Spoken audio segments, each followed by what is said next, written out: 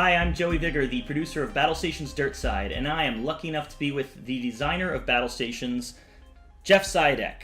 Hey, everybody. So we're going to talk to Jeff about the mythology, the lore, so to speak, of Dirtside and also of the whole Battlestations universe. So this is the original rulebook here from Battlestations version 1.0 back in 2004, and there's some information as far as the future history of the world.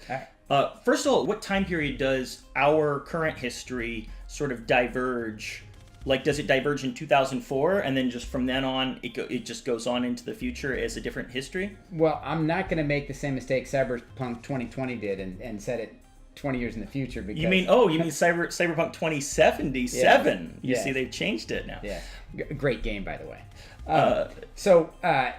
Really, my future starts to diverge in about 2100. And so I figure if it turns out I'm wrong, then you guys can come find me and I'll apologize to you personally. All right, so obviously hyperdrives get invented, right? Did that happen before or after the cloning technology? Well, the cloning technology was invented, and then they found out, oh, okay, so now we can sort of search into the stars, and then they developed a sort of limited FTL, which let them get into the stars faster, but then later a more advanced FTL, which lets you really jump, because I wanted the time frame to be like weeks between stars, where like an ocean voyage of the 18th century. Right, so it's more like old school exploration. So yes. You're not going really faster than light. You're bending the time-space continuum like a warping. Right, you're warping space. Right, so okay. Things become closer to you. So Dr. Lindstrom, who's Dr. Lindstrom, and what happened in 2122? Oh, I didn't know there was going to be a quiz. He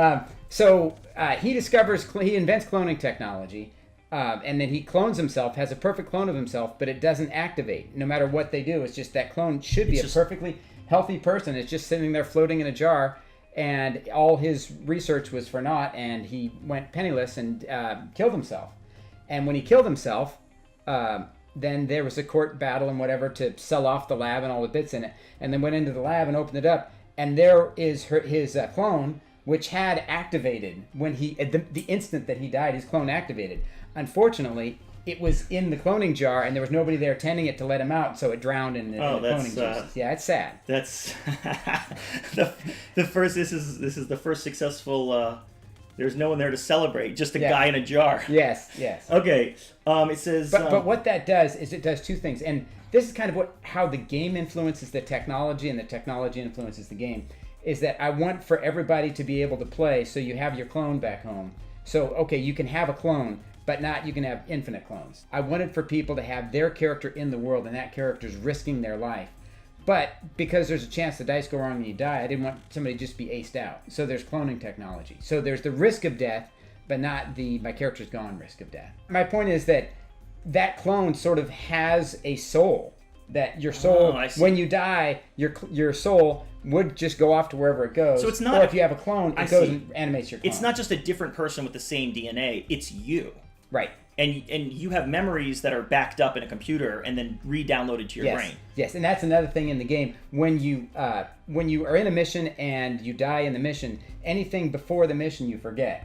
So that's all backed up until you go off. So you back your brain up, go on a mission, and if you win, you come back and back your brain up again. But if you fail and die, then you go back. Then you wake up in a cloning vat. They let you out. So you lose the experience of going on the mission. Yes, but you get the prestige because hey, you died. That's impressive. Right. So then the FTL drive comes out of this is the future in the Sudanese technology, some university in Sudan. University in Sudan. And I picked that intentionally because in 2004 when I wrote this, the Sudan seemed like an odd place for technology to happen because that continent's having a really tough time. But if you look at our own history, 300 years ago, North America wasn't very advanced technologically. Right, so you sort of extrapolate that the idea is that everything pushes forward. Yes. And that all technology does is make every place on the planet more and more advanced overall. Let me ask about animism and the sanctity of the soul. This is like a whole cult-like thing. Yeah, I touched on that a little bit, and that's one of the things that I kind of try to avoid.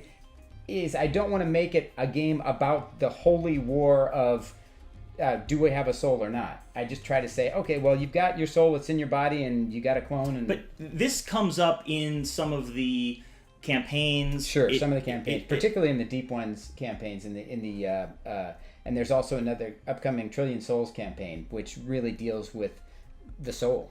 Yeah, one interesting thing about By Your Majesty's Sacred Egg Sack, which is one of the campaigns from first edition that hopefully eventually will get grafted into second edition, is I'm not even going to spoil it. Let me just say there's unbelievable spoilers about the history of one of the particular alien races that's like shocking. It's a shocking ending to that campaign. And what was fun for me is it was a surprise for me when I came up with that campaign, because we'd had that species around for a while, and I was thinking, well, what about this? What about this? And then I ended up going down this road that was interesting to me. Yeah. Let's just touch on one or two more things. Yeah, I wanted to talk about the technology also driving the universe and the play driving the technology. One of the things in the game is that when you're using a teleporter, you can teleport between ships, but you can't teleport to a planet. And the reason for that in-game technology is that the mass of the planet interferes, the gravity interferes. I see. But for play purposes, the reason we do that is because you don't want to have people just teleporting around, and then you don't need to bring your ship all the way in and land and dock. Right, and stuff. Right. Instead of having the experience and the fun of dealing with your starship, and that's what the game is about. Right. And also, of course, let's just get it out there. I'm assuming you also didn't want to copy Star Trek as well. I wanted to. I took as much as I could from all of the great stuff: Star Trek, Star Wars, Traveler, Cyberpunk. Space Quest was an early influence for me. Oh, okay. So, what is the UREF? It's written... Universal Republic Expeditionary Force. It's written on all the books. And yes. So what's the history of that? So, the Universal Republic is quite simply this, that when the United States annexed the European Union and created the United States of Earth, they said everybody gets a senator, everybody gets a vote, and so there's a galactic senate, there's a planetary senate that controls everything. And then when the Universal Republic was that sort of idea extrapolated out into the boonies. So when the Universal Republic lands on a new planet, they say, hey, you can join our republic. And if that planet says great, then they get a senator. And if they say, no, we don't want to be a part of your republic, they still get a senator. So the idea is that you're a part of our community, whether you like it or not. And you get a vote in what we do. And very often they'll be in rebellion and they'll be actively shooting at and trying to stop the Universal Republic. So they're a member of the Universal Republic Expeditionary Force, but they don't necessarily want to be. And so because the idea is that we are going to create peace whether you like it or not. And whether that means that we're heroes or whether we're villains, that leaves it up to you. Yes. And the fun thing about that is that, like the first mission in Battlestation Second Edition, like the training mission, your ship is co-opted or nationalized by the government. So it's like you went from being like a proud patriot to be I'm still a patriot, but why are you taking my ship and all my guns? Yes. And so you have to decide if you're going to be more of a pirate type mercenary. Join the rebellion. Okay, so let's get through this real quick. So we start to go off to other stars. We discover new worlds in 2170.